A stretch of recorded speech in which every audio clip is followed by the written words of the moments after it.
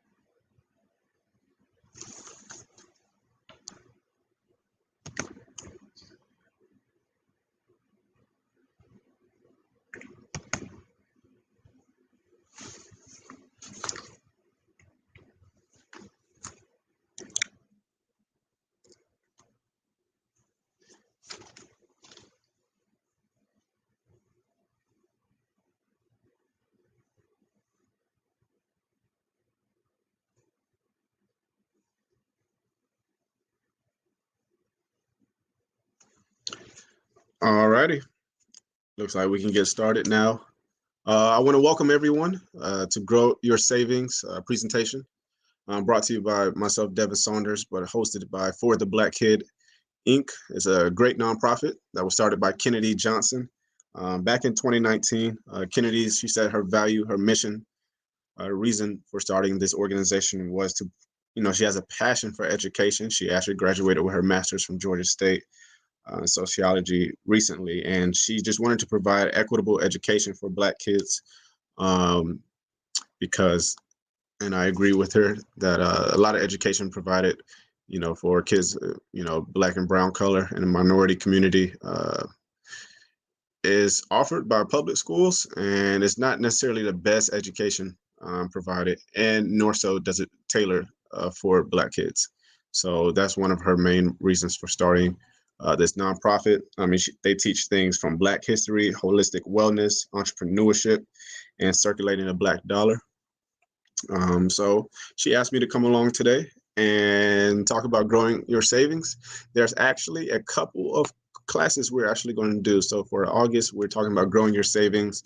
September, we're going to talk about building credit for your child. October, making the most out of tax season. And November, investing for the first time. So I am very excited to be a part of this journey with For the Black Kid and Kennedy. And feel free to reach out if you guys want us to talk about more topics or touch on other certain topics. All righty, so let's get this started. So this presentation, Grow Your Savings, a foundational tip by myself, Devin Saunders. Just a disclaimer to start. This report is intended to illustrate and to provide information and education regarding planning ideas and concepts that may be of benefit to you.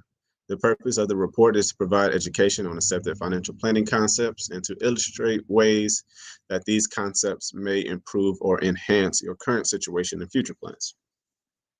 With that being said, financial planning is a marathon, it's not a sprint.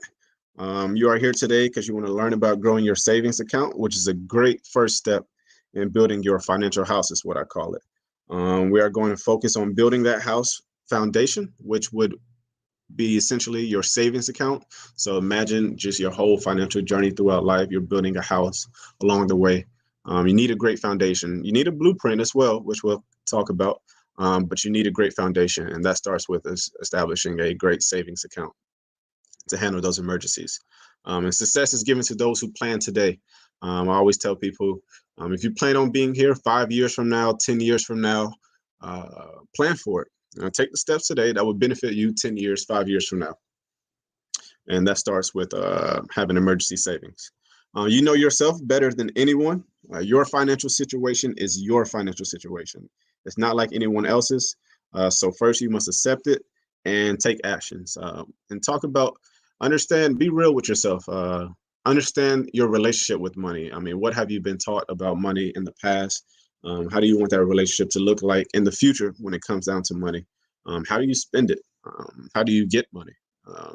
Setting smart goals with yourself, specific, measurable, attainable, realistic, and time-bound goals. So if you know that you don't have any money invested right now, you don't have any money saved, it wouldn't be realistic to set yourself up for failure if you want to say, I want to have $1 million by next year. Not saying it's not possible, but it's best to be realistic with yourself so you can have attainable goals that you could reach. Your savings account should have 3 to 6 months of fixed spending. Fixed spending is everything that you have to spend every month, such as rent, utilities, groceries, your car, like if you have loans, student loans or car loans, anything that you need to continue your day-to-day in and out of life, those are your fixed spendings. And you want 3 to 6 months of that in your savings. And you want something very liquid, meaning that you want to be able to put your hands on it. A lot of people, they may, I hope people are not doing this today, but they may have cash under their mattress or cash in the shoebox. That is very, very liquid, but it's also not safe. And we'll talk about that why a little bit later. So you want something very liquid, like maybe having savings account at your local bank or local credit union. You can't build a house without a blueprint. So like I mentioned, you want to build that house, the savings account, that financial house, the savings account is that foundation. But the blueprint is your budget. So why do you want a budget? You know, the budget is your money's roadmap. Budgets give you a clear-cut ideal path for where your money goes before you even have it. It's kind of like a map for your money. Why are you budgeting? You want to create a budget focused around, you know, your discretionary income. Maybe you have a savings goal in mind. Maybe you want to put a down payment on a house or a car, or pay for your child's education, or maybe your education in the future, or maybe like we're going to cover, you just want to cover those emergencies. Those are good reasons why you should budget. Great introductory budgeting rules are 50, 30, 20 rules. So 50% of your income will go to your necessities, those fixed spending. 30% goes to your wants, things that you enjoy, whatever you get pleasure out of, whether it's eating out, maybe buying a book, or maybe going to the movies, you know, getting new music. You want to spend 30% of that on 30% of your income on, you know, what brings you pleasure, and then 20% of that should be saved and invested. So I actually have let me see, I have some budget sheets that I would love to send to anyone who reaches out for the budget sheets. Let me see if I can pull it up.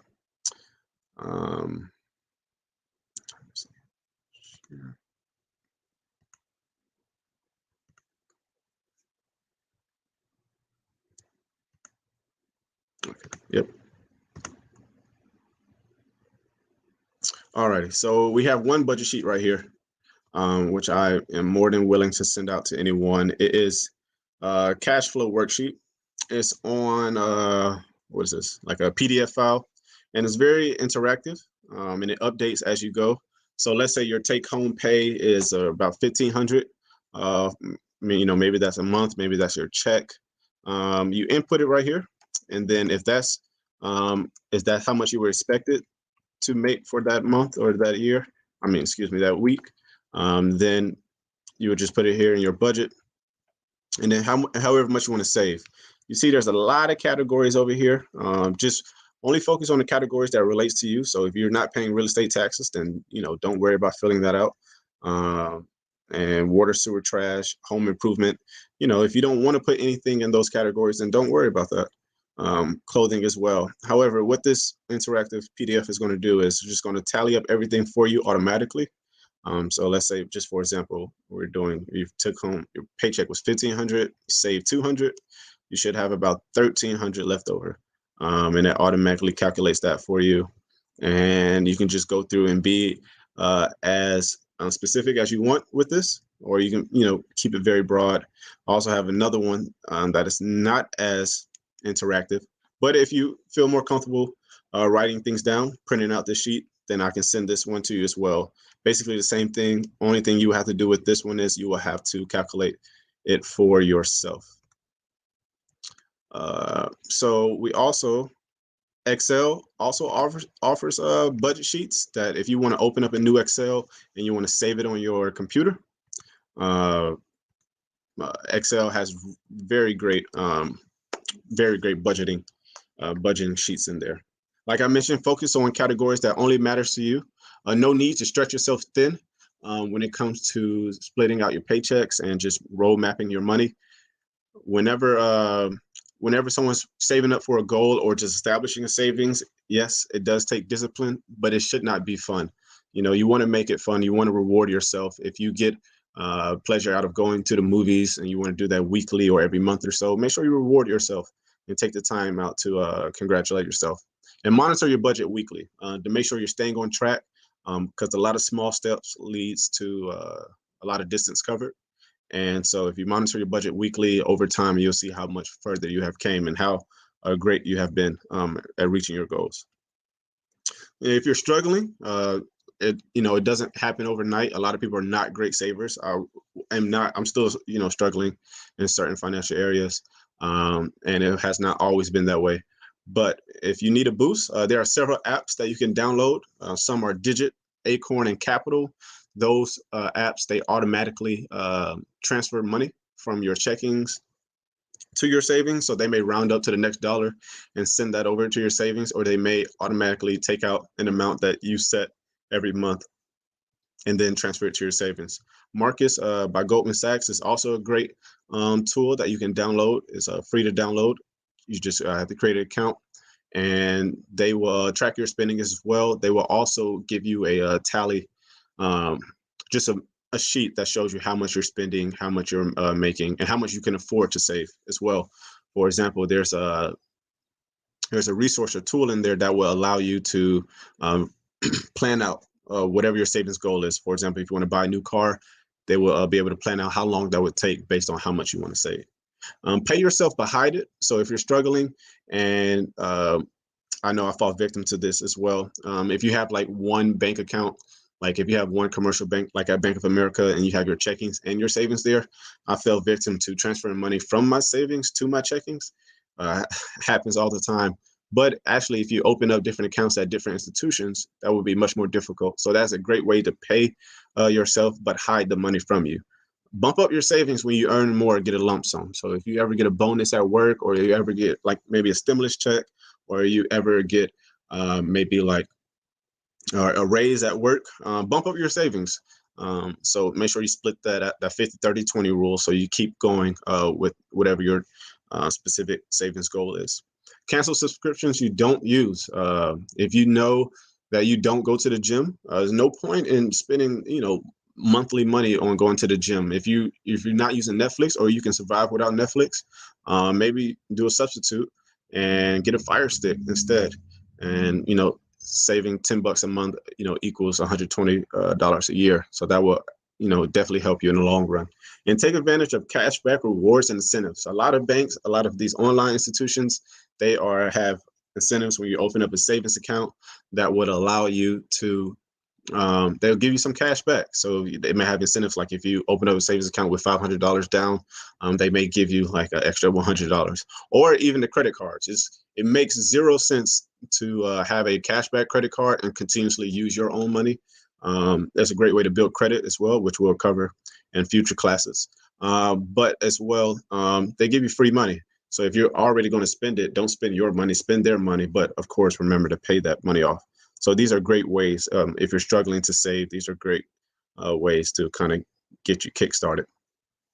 The reason why we're saving. So we're going to dive into a little bit of what's the point of all of this. So you may have heard about how things were cheaper in the past, and that's actually true due to large part of inflation. So here we have a chart here that shows how much $100 would have been able to buy you back in 1913 if you had $100. But just just so you can see it, $100 in 1913 would have bought the same amount of goods as $2,500 back in 2018. And that you see that number continuously has went up since then, and honestly, it's going to continuously go up. 12 months ago, inflation was about 5.4% today. So 12 months ago, $105 will buy you the same amount of goods as $100 a year ago. And this is called inflation. And so unless your money, if you had money that sat in your savings account, I know it did not gain 5.4%. It just sitting in your savings account. So your money is actually worth less than it was a year ago, unless you gain 5.4% in your savings. So that is something to keep in mind. And the real goal of this is to establish your savings. So you're building that foundational house, that financial house. Build that foundation with your savings, and then you can start building your house by, like whatever, all the things that goes into a house, but all the things that goes into a financial plan is like investing, open up, like IRAs and different investment accounts. So if your money just in that way, you can beat that 5.4%. Just for example, if your money did sit in an investing account compared to a savings account, you have earned about 15% on your money in your investment account instead of just maybe 0.5% in your savings account, which is about the interest rate right now. So you could open up savings accounts at either commercial banks or online banks. There are a lot of options. Some of the more popular commercial banks are Wells Fargo, Bank of America, Truist, which was SunTrust and BB&T, and PNC. These are some of the more popular ones down in the Southeast region. And these commercial banks, like I mentioned, they have savings account, very liquid. You can easily access your savings account there. Go to the branch and pull out your money.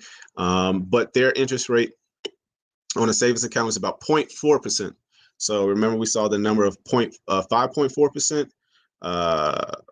Yeah, you had lost 5% of your money. You only have to gain about 0.4%. So that's about the average on how much savings accounts are at commercial banks. I will say interest rates are very, very low right now, just due to the whole pandemic and everything that's going on.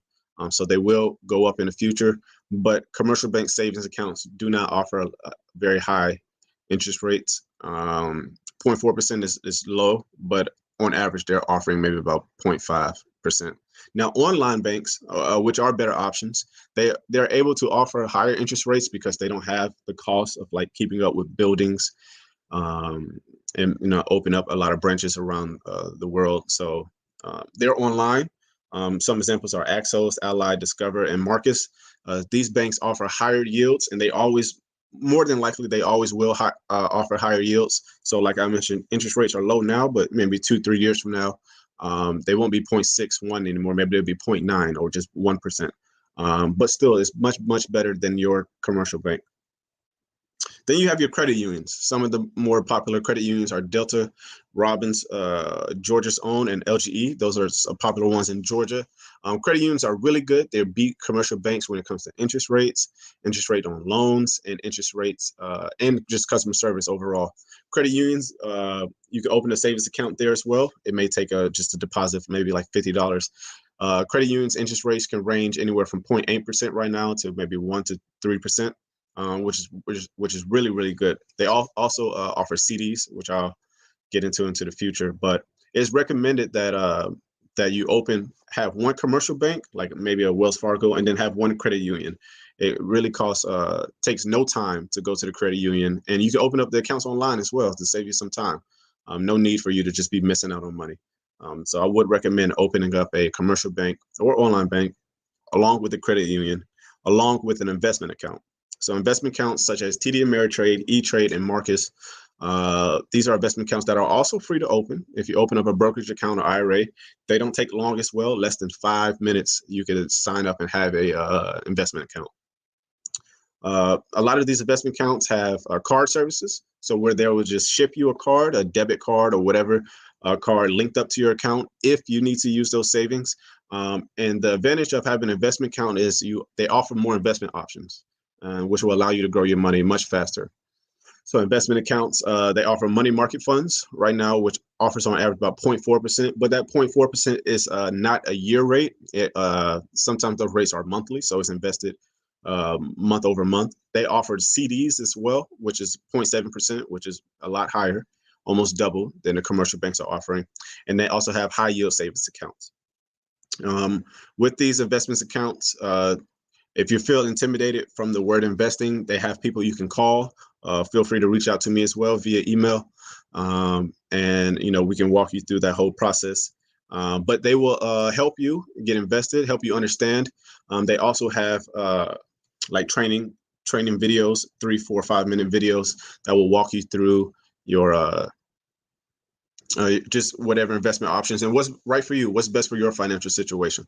And I really do believe that each person should have one commercial bank, one credit union, and one investment account open. You can have a card to all of them, but these are great ways to save your money, to grow your savings and invest your savings. 7 tips for a successful saver.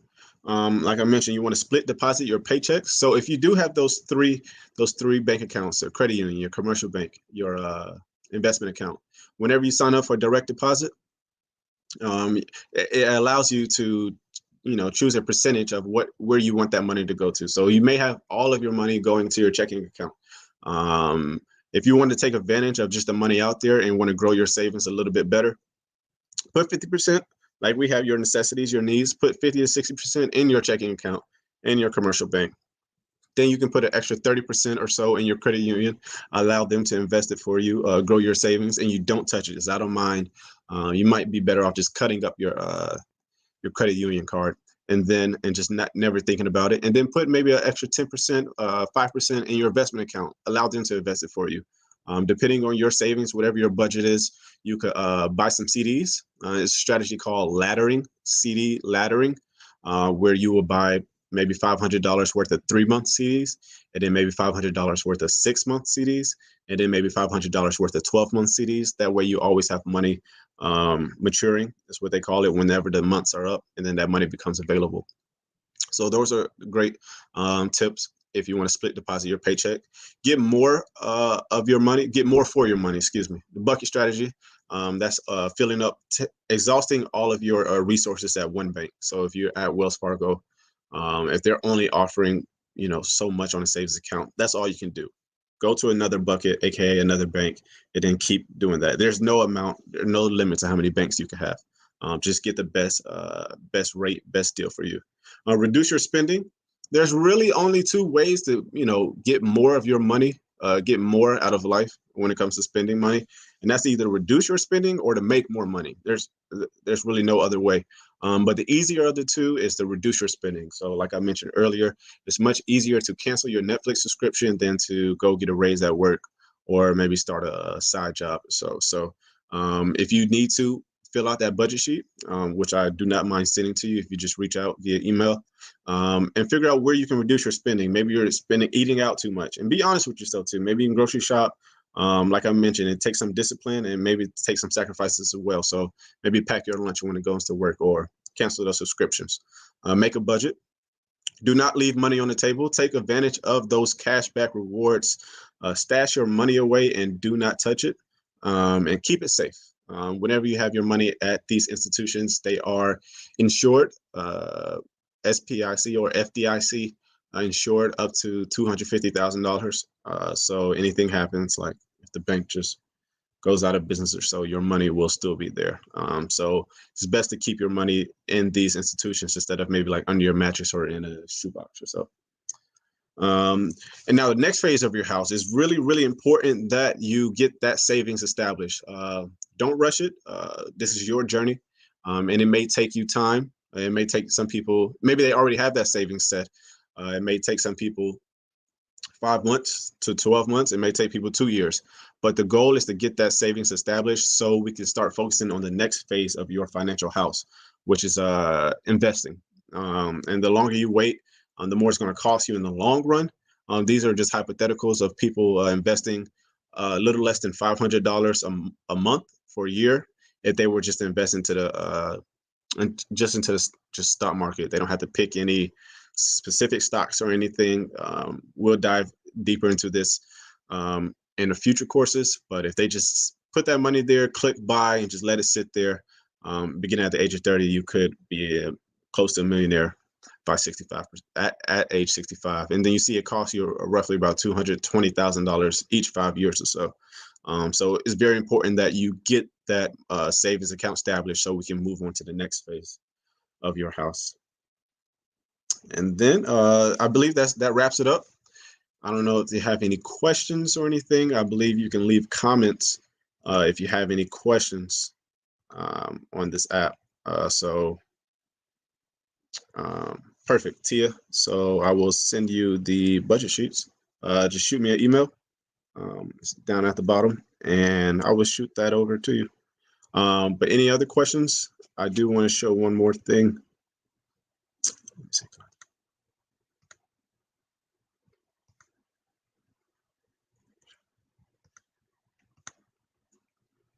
All right. So this is what we have planned in the future. So today, in August, Kennedy was so gracious to allow us to talk about growing the savings account. In September, we have building credit for your child. So credit is very, very important these days. It can save you thousands of dollars when it comes to maybe purchasing a home or maybe purchasing a car. So building credit for your child is never too early to start for yourself. And then passing that good credit on to your child. In October, I'm going to actually outsource and reach out to my good buddy who does my taxes, make it the most out of tax season. That should be a great one. And then investing for the first time, where we dive into that next phase of houses, as I mentioned. We're going to talk about these 3 things. So, and if there's any topics that you would love for me to cover, anything finance related, I could probably talk about it. If not, I will get the information to talk about it. And then reach out, and then I would love to cover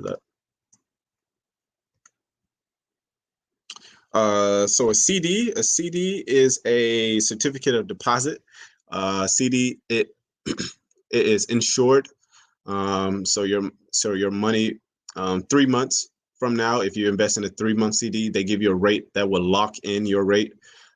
So a CD rate could be like 0.5%. And then for 3 months, you're guaranteed that 0.5%. It doesn't fluctuate like the stock market or anything. So you're going to guarantee get that 5.5% in your CD, whatever your CD rate was, 3 months or 12 months from now, whatever time period you decide to invest in. I will say the longer you invest in, so there's like 30-year CDs, there are like 10-year CDs, 1-year CDs, the higher the rate. So that's something to think about as well when you're stashing your money away. And once you put your money away in a CD, it cannot be touched. So that is something as well. Make sure this is money that you do not need.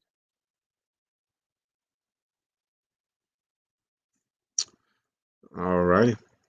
Looks like that is it. Thank you for everyone that came out. It was a pleasure. And feel free to reach out. At the bottom, you see my email, and then follow For the Black Kid Inc.